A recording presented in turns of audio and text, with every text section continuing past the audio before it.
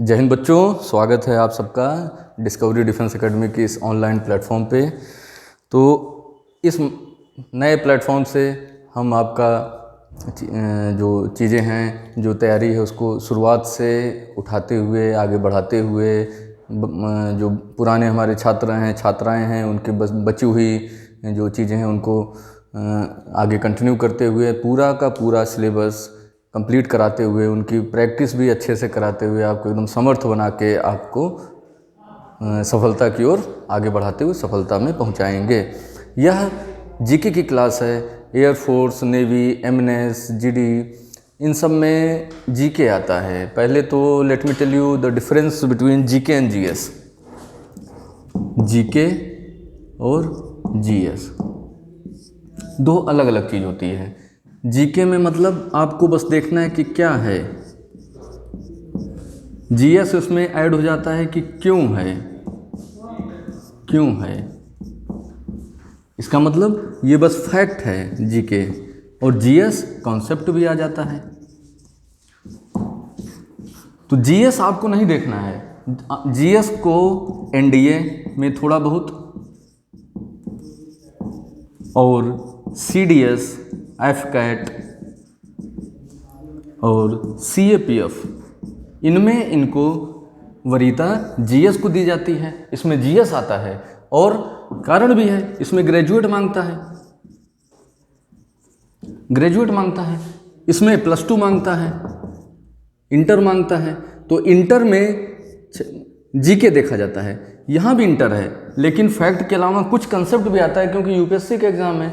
UPSC के जो paper setter हैं वो आईएएस वाले पेपर सेटर हैं, तो उनकी एक क्वालिटी होती है। उसको कितना भी वो डिग्रेड करेंगे, कितना भी कम किया जाएगा, बोला जाएगा कि बच्चे हैं, +2 वाले हैं, कम कंसेप्चुअल बनाइए, तब भी वो कुछ न कुछ तो बना ही देंगे। जैसे उसेन बोल्ट को अगर बोलोगे आप कि धीरे दौड़ो, उसेन बोल्ट सबसे तेज़ धावक, उसको धीरे बोलने को कहोगे तो कितना भी धीरे दौड़ेगा, हम लोग से तेज ही दौड़ेगा। उसी प्रकार से यूपीएससी अगर सिंपल क्वेश्चन भी बनाएगी तो उसमें कुछ कंसेप्ट ऐड हो जाएगा। और ये सब तो ग्रेजुएट वाले एग्जाम हैं, इनमें तो आपके कंसेप्चुअल बनते ही बनते हैं। आ जाओ, चूँकि ये क्लास आपका एयरफोर्स, नेवी, एमएनएस, इन एग्ज़ामों के लिए है ये वाला बैच, इसलिए यहाँ जीके की हम बात करेंगे। तो जीके में केवल फैक्ट देखना है, क्या है, मतलब आपकी हेडिंग्स देखने हैं चीज़ों की, इन्हीं से आपका काम हो जाएगा। और ट्रस्ट में जैसा मैं बता रहा हूँ वैसा बस कर लो, आपका काम पूरा हो जाएगा। Action speaks louder than words, ऐसा मैं कह रहा हूँ क्योंकि पहली क्लास है, नहीं तो ऐसा होता है। हमारे पुराने विद्यार्थी कृपया आप अपने नए मित्रों को बताइएगा कि क्या जो मैं बताता हूँ वही क्वेश्चन आता है कि नहीं आता है। ठीक, तो आपको खुद ही विश्वास हो जाएगा। जो मैं कह रहा हूँ बस उसको मानते हुए चलो। एग्जामिनेशन हॉल में आप हंसते हुए लौटोगे और सीना चौड़ा करके आओगे कि पेपर तो आउट था, ऐसा हो जाएगा। ठीक है, चलिए फिर आगे इसको देखते हैं। जीके में बच्चों आपके एयरफोर्स में 7-8 क्वेश्चन ही आते हैं जीके के।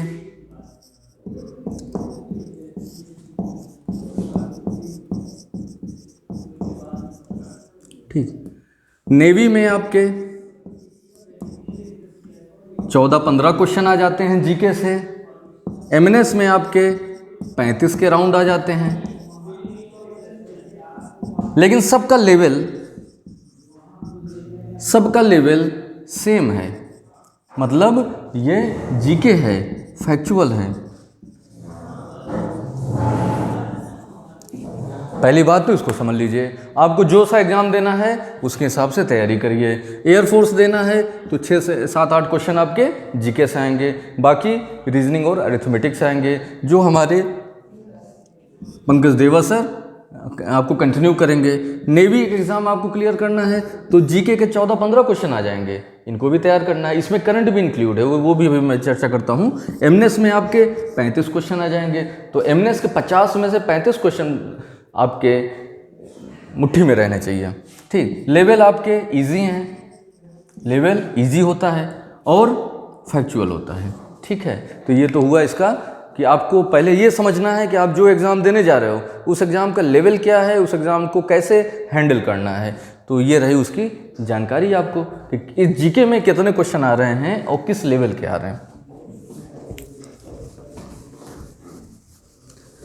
जिसका ना नोट हो पाया होगा वो थोड़ा सा पीछे जाके वीडियो को नोट कर लीजिएगा। अब इसमें देखते हैं कि जीके वाले पोर्शन में सबसे ज़्यादा क्वेश्चन कहाँ कहाँ से आते हैं। इसी को आप मान लो कि ऐसा ही आएगा और ऐसा ही होगा, मतलब पेपर आउट है। ठीक, पेपर आउट का सेंस ये नहीं कि मतलब क्वेश्चन मैं बता रहा हूँ, आपको एक दायरा दे दूंगा, उसी में क्वेश्चन मिलेगा। पहला आपको डेज एंड डेट्स, तिथियां, जैसे कि नौसेना दिवस कब मनाया जाता है, नेवी डे कब मनाया जाता है, आर्मी डे कब मनाया जाता है। ठीक, जनसंख्या, विश्व जनसंख्या दिवस कब मनाया जाता है। इस प्रकार के क्वेश्चन जो आते हैं वो डेज एंड डेट में आते हैं। इसमें आपके एक तो फिक्स है जो वो देखना पड़ेगा, प्लस वर्तमान में करंट अफेयर्स भी यहाँ जुड़ जाएगा। करंट अफेयर में क्या आएगा, जो डेज एंड डेट हुई हैं इस बीच, इनके थीम क्या थे, इनके थीम क्या थे। ठीक, तो ये करंट में हो गया। हम क्लास करते रहेंगे, साथ में इसको भी रिलेट करके समझते रहेंगे, आपको याद कराते रहेंगे। और क्लास के क्लास याद होता है, ये तो अपना एक तरीका ही है। नंबर 2 पे आपका आएगा फर्स्ट। इससे भी क्वेश्चन आते ही आते हैं। जैसे भारत का पहला नोबेल पुरस्कार विजेता कौन है, who was the first Nobel laureate in India. इसी में थोड़ा सा चेंज हो गया, एक शब्द डाल देगा female, who is the first female Nobel laureate of India. Bharat में पहली महिला नोबेल पुरस्कार विजेता कौन है, अंतर आ गया क्वेश्चन में। ठीक है, इस प्रकार के बेसिक माइन्यूट परिवर्तन आप तैयार रहेंगे, कोई दिक्कत नहीं है, लेकिन क्वेश्चन आएगा जरूर, क्वेश्चन आएगा जरूर। भारत के पहले राष्ट्रपति कौन है, एकदम आसान, सबको जानना चाहिए। ठीक, इसके बाद हम देखते हैं जो रेगुलर क्वेश्चन आते हैं, जैसे ऑर्गेनाइजेशन, संगठन। यूएनओ का मुख्यालय कहाँ है, यूएनओ के जितने भी सब ऑर्गेनाइजेशन है उनके मुख्यालय कहाँ हैं। तो यूएनओ का बस एक sub organisation, international court of justice, जिसका मुख्यालय द हेग में है। द हेग नीदरलैंड की कैपिटल राजधानी है, द हेग में है। बाकी सब यूएनओ की जगह ही है, मैनहट्टन आइलैंड न्यूयॉर्क पे। यूएनओ का मुख्यालय भी वहीं है, और यूएनओ के जितने भी सब ऑर्गेनाइजेशन, जैसे यूएन सिक्योरिटी काउंसिल हुआ, जनरल असेंबली हुआ, इन सब का भी मुख्यालय मैनहट्टन आइलैंड न्यूयॉर्क पे है। इसके बाद अन्य जैसे भारत के भी संगठन है, इसरो का मुख्यालय कहाँ है, नासा अमेरिका में उसका मुख्यालय कहाँ है, भारत में इसरो का मुख्यालय कहाँ है, बार्क भारत में जो संगठन है एटॉमिक एनर्जी का, उसका मुख्यालय कहाँ है, बीसीसीआई का मुख्यालय कहाँ है। इस तरह के क्वेश्चन इसमें देखा जाएगा। इसके बाद 2 इम्पॉर्टेंट टॉपिक्स हैं जिन पे जरूर क्वेश्चन आता है, ज़्यादा से ज़्यादा आता है। ठीक, जो हैं स्पोर्ट्स, खेल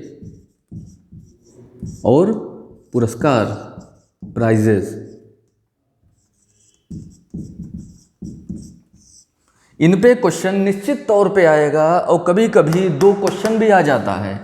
इन सब से मान लो एक आएगा, इससे 2 आ जाएगा, इतना इंपॉर्टेंट है ये। करंट से भी इसको रिलेट करना है।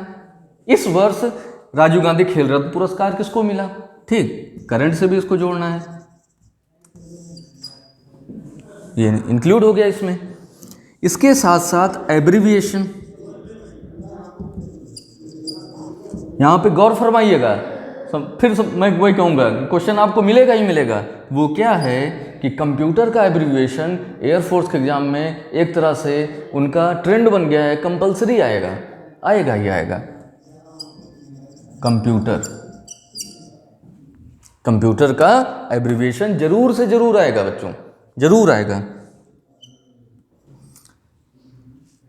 इसके बाद अगला इंपॉर्टेंट टॉपिक आपका बनता है सुपरलेटिव्स। सुपरलेटिव में सबसे बड़ा, सबसे छोटा, सबसे बड़ा, सबसे ऊंचा, सबसे पतला, सबसे गहरा। जैसे सबसे गहरी झील कौन है और सबसे बड़ी झील कौन है, सबसे ऊंचाई पर स्थित झील कौन है ना, सबसे लंबी झील कौन है। सबके आंसर अलग हो गए, लेकिन क्वेश्चन झील पे ही है। कई प्रकार के क्वेश्चन हैं, ठीक। सबसे बड़ी खारे पानी की झील कौन है? सबसे बड़ी ताजे पानी की झील कौन है? जैसे सबसे बड़ी खारे पानी की झील विश्व की कैस्पियन सागर है, नाम ही सागर है, इतना बड़ी झील है कि सागर नाम दे दिया गया है। सबसे बड़ी ताजे पानी की झील सुपीरियर झील है, लेक सुपीरियर, जो यूएस और कनाडा के बॉर्डर पे है। वो ताजे पानी की क्यों? क्योंकि उसका आउटलेट है पानी का। सेंट लॉरेंस नदी अन्य लेकों और सेंट लॉरेंस नदी के माध्यम से पानी निकल के अटलांटिक ओशन अंडमान महासागर में चला जाता है, तो पानी के साथ नमक भी निकल जा रहा है। वो ताजे पानी की सबसे बड़ी झील हो गई। लेक बैकाल साइबेरिया रूस में सबसे गहरी झील हो गई पृथ्वी की। और सबसे लंबी झील टांग जैसी लंबी है कौन? लेक टांगनाइका अफ्रीका की। ठीक, इस प्रकार से सुपरलेटिव में आता है। सबसे लंबी नदी कौन है? सबसे चौड़ी नदी कौन है? सबसे लंबी नदी नील जानते हो, लेकिन सबसे चौड़ी नदी अमेजन है। ठीक, सबसे बड़ा अमेजन बेसिन है। विश्व का फेफड़ा भी उसको कहा जाता है, अमेजन बेसिन के, अमेजन जंगलों को। इसके बाद आगे मिसलेनियस टॉपिक्स में जैसे कंट्री, कैपिटल और इनके प्रेसिडेंट या पीएम, इसमें ध्यान देना पड़ेगा कि जो चर्चा में आए हैं उन पे ज़्यादा महत्वपूर्ण है, उनके क्वेश्चन जरूर बनेंगे। ठीक, जैसे कहीं पर कोई नया प्रेसिडेंट चुना हो गया, एनडीए में भी क्वेश्चन आया था, बार बार मैं चिल्लाता हूँ, और वही आपको एग्जाम में मिलता है, तब आप खुश होकर आते हो। जब आप खुश होकर आते हो तो तब मेरी मेहनत सफल होती है, मुझे भी प्रसन्नता मिलती है। एक गुरु को क्या चाहिए? उसके बच्चे सफल हो जाएं। जो काम वो नहीं कर पाया है वो उसके छात्र, उसके बच्चे पूरा करें, इसीलिए मेहनत होती है अपनी। इसी प्रकार स्टेट, राज्य, उनके गवर्नर, राज्यपाल, क्वेश्चन जरूर आएगा, जरूर आएगा, जरूर आएगा। ठीक, इसके बाद मिसलेनियस में अन्य टॉपिक हम देखेंगे, जैसे स्लोगन्स हुए, नारे। दिल्ली चलो किसका नारा था? इनकलाब जिंदाबाद किसका नारा था? नारे देखते हैं। उसके बाद आपके जो मेजर पार्ट हैं, आप सोच रहे होंगे कि मैंने इतिहास, भूगोल, हिस्ट्री, ज्योग्राफी क्यों नहीं लिखा, उनको अब लिख रहा हूं ना।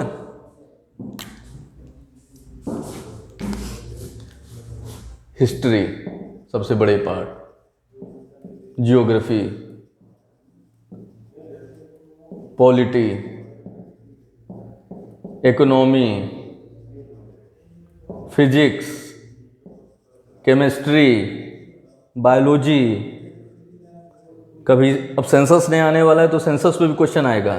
ठीक, इन सब क्वेश्चन टॉपिक को मैं बाद में लिख रहा हूं, कारण है पुराने बच्चे समझ गए होंगे, नए बच्चे भी समझ लीजिए कि ये जो सेक्शन है ये आपके एयरफोर्स, नेवी, एमएनएस, इन एग्जामों के लिए ये ज़्यादा इंपॉर्टेंट है। स्टैटिक जीके जिसको बोलते हैं, this is the static GK, और यही स्टैटिक जीके आपके ज़्यादा इंपॉर्टेंट है और इसी से क्वेश्चन ज़्यादा आते हैं। ये मेरा तजुर्बा ही है, लगातार इतने सालों से एग्ज़ाम का पेपर देखते हुए एग्ज़ाम के पेपर आपको नहीं मिलते हैं, लेकिन हम लोग तो निगाह बनाए हुए हैं, तो हमारे तजुर्बे का फ़ायदा आप उठाइए, जल्दी से पहले अटेम्प्ट में ही सेलेक्ट हो जाइए। बस केवल आपको करना क्या है कि ट्रस्ट करना है, और जैसे कहा जा रहा है वैसे वैसे आपको कदम ताल करते हुए, कदम से कदम मिलाते हुए हमारे साथ आगे बढ़ते जाना है। स्टैटिक जीके ही सबसे ज़्यादा इम्पोर्टेंट पार्ट बनता है आपके इस एग्ज़ाम के लिए, और ये एग्ज़ाम छोड़ दीजिए अपने साथियों के लिए जो एनडीए और सीडीएस में जाना चाहते हैं, उनमें इससे ज़्यादा क्वेश्चन आता है। यहाँ पर ये इतना बड़ा टॉपिक है, हिस्ट्री बहुत बड़ा, पढ़ते पढ़ते आपके 1 साल बीत जाएंगे। ज्योग्राफी, कंसेप्चुअल, पॉलिटी, इकोनॉमी, ठीक, फिजिक्स, केमिस्ट्री, बायो, इतने बड़े बड़े टॉपिक हैं, क्वेश्चन आएंगे 2 या 3, बस 2 या 3 क्वेश्चन इससे आएंगे, और ज़्यादातर क्वेश्चन बाकी इससे आएंगे। इसलिए दोस्त बात मानो और इसको समझ लो कि आपको अगर एयरफोर्स का एग्ज़ाम देना है, नेवी के AASSR देना है, वैकेंसी आ चुकी है, जून लास्ट में या जुलाई में पक्का एग्ज़ाम होगा, तैयारी अभी शुरू कर दो, लॉकडाउन का फ़ायदा उठाओ। ठीक, आप क्लास के क्लास पढ़ते चलो, देखते चलो। एमएनएस, इन सब के लिए ये पोर्शन ज़्यादा इम्पोर्टेंट है, इसको अगर छोड़ा तो कभी नहीं सेलेक्ट हो पाओगे। बात कड़वी है मगर सत्य है, अगर इसको छोड़ के इस पे लगे तो कभी नहीं सेलेक्ट होगे इन एग्ज़ामों में। अगर इस पे लगे, इनको छोड़ भी दिए, छोड़ने का मतलब एक व्यू मान लो कि जो राजा रानी क्वेश्चन आएंगे, ज्योग्राफी में कुछ क्वेश्चन, ज्योग्राफी के ज़्यादातर क्वेश्चन तो यहीं कवर हो जा रहा है, कुछ क्वेश्चन जैसे फर्स्ट में आपके पहले गवर्नर जनरल, पहले राष्ट्रपति, ये सब इन भी कवर हो जा रहा है। बाकी जो इनके पार्ट्स हैं एक व्यू करा देंगे, उतना पर्याप्त है। इस पे ज़्यादा फोकस करना है, इनको याद रखना है, अपने जहन में बैठा के रखना है, ठीक। इनको चबा डालो, च्यू। जैसे एक कहावत है, some books are to be read, some books are to be chewed and some books are to be swallowed. कहने का मतलब कुछ किताबें पढ़ने योग्य हैं, पढ़ी जाती हैं, कुछ किताबें इतनी पढ़ी जाती हैं मतलब उनको चबा डालो, और कुछ किताबें जो सबसे मोस्ट इम्पॉर्टेंट किताबें हैं वो इतना चबा चबा के पढ़ो कि उसको डाइजेस्ट कर जाओ, उसको एकदम से अपने अंदर डाल लो। तो इनको आपको चबा डालना है, इनको आपको समझ लेना है, इनको डाइजेस्ट कर लेना है। हमेशा आपके दिमाग में ये सब रहने चाहिए। जो भी एग्ज़ाम दोगे इस पोर्शन में, जीके पोर्शन में आप पक्का स्कोर करके आओगे, लीड लेके आओगे। और एक चीज़ और जान लो कि अगर आप जस्ट कट ऑफ पार करते हो तो गारंटी नहीं है दोस्त कि आप सेलेक्ट हो पाओगे, लेकिन कट ऑफ से 5 नंबर 6 नंबर ऊपर रहते हो तो पक्का गारंटी है मेरी कि आप ज़रूर फाइनल लिस्ट में नाम आपका रहेगा, आप पक्का सेलेक्ट हो जाओगे, पीछे मुड़ के नहीं आना पड़ेगा। कई ऐसे भी हमारे छात्र हैं जो कट ऑफ तो पार कर लिए लेकिन इंटरव्यू या जीडी में ज़्यादा नहीं कवर कर पाए, इसलिए लौट के आना पड़ा, फिर उनको रिटर्न देना पड़ेगा, फिर इसकी तैयारी करनी पड़ेगी। आप थोड़ा सा 5 नंबर ज़्यादा कर लोगे, 5 क्वेश्चन ज़्यादा कर लोगे तो लौट के नहीं आओगे, आप सीधे देश सेवा में वर्दी पहन के चले जाओगे। ठीक है दोस्त, तो ये है आपका एक सिलेबस मोटा मोटा। बाकी इनमें हमारा रेगुलर क्लासेस चलेंगी, रेगुलर क्लासेस में 1 बाय 1 आपका टॉपिक बताएंगे, टॉपिक का पूरा प्रैक्टिस कराएंगे और उसके माध्यम से चीज़ों को आपको तैयार कराते चलेंगे। और धीरे धीरे धीरे करके बस साथ में चलते चलो, आपको एक दिन ये समझ में आएगा कि अरे मुझे तो सब मालूम है, मुझे तो सब याद है ना। इसी के साथ आज विराम देते हैं, कल से आपकी क्लास का रेगुलर चलेगा। लाइव हो पाए तो बहुत बढ़िया, नहीं तो वीडियो अपलोड किया जाएगा, है ना। ठीक है बच्चों, जय हिंद।